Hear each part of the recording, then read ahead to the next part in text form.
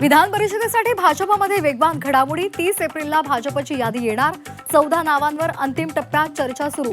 पक्षातील जुन्या कार्यकर्त्यांना संधी मिळणार असल्याची सूत्रांची माहिती। एकनाथ शिंदेंच्या प्रस्तावावर बच्चू कडू उद्या भूमिका जाहीर करणार। बच्चू कडू पक्षाच्या पदाधिकाऱ्यांशी चर्चा करणार, तर शिवसेनेच्या नेत्यांसोबतही चर्चा होणार असल्याची माहिती।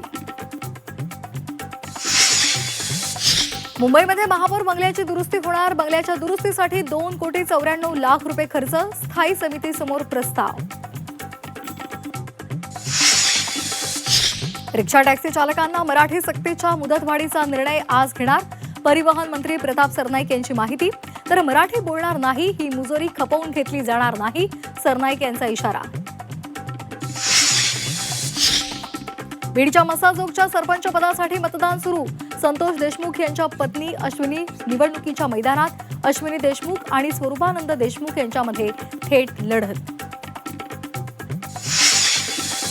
नाशिक धर्मांतर प्रकरणाचं आंतरराष्ट्रीय कनेक्शन। प्रकरणाचे धागेदोरे थेट मलेशियापर्यंत असल्याचा सरकारी वकील अजय मिसार यांचा कोर्टात दावा। पीडितेला नाव बदलून मलेशियामध्ये पाठवण्याचा होता कट। मनु मनोहर भोसलेचा खोटीमधील आश्रम बेकायदेशीर। आश्रमाला लवकरच नोटीस बजावली जाणार। 2 एकर जागेमधील आश्रमाचं बांधकाम एनए परवानगीशिवाय केल्याचं स्पष्ट। कोल्हापुरात 15 तरुणींचं लैंगिक शोषण। फुलाची शिरोलीमध्ये लॉजवर नराधमाकडून मुलीवर वारंवार अत्याचार। आरोपी शाहिदला 4 दिवसांची पोलीस कोठडी।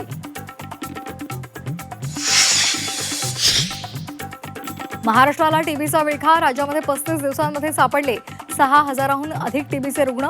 11,000 गावांना हाय अलर्ट। म्हाडाच्या घरांसाठी अर्ज करणाऱ्यांसाठी खुशखबर। 2,640 घरांसाठी अर्ज करायला आता 15 दिवसांची मुदतवाढ। मुदतवाढीमुळे 15 मे रोजीची सोडत लांबणीवर। 11वीच्या प्रवेशासाठी यंदा 5 फेऱ्या होणार। पहिल्या 3 फेऱ्यांनंतर मुलींसाठी विशेष फेरी। शालेय शिक्षण विभागाचा निर्णय। तर 15 जुलैपासून वर्ग सुरू होणार। महाराष्ट्रासह देशभरात 50 जवळ पारा। उष्णतेच्या लाटेमुळे सर्वसामान्य बेहाल। अमरावती आणि वर्ध्यामध्ये तापमान 46°C।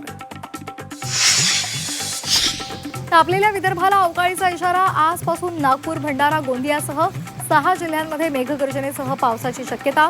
50 जवळ पोहोचलेला पारा 40°C पर्यंत खाली येणार।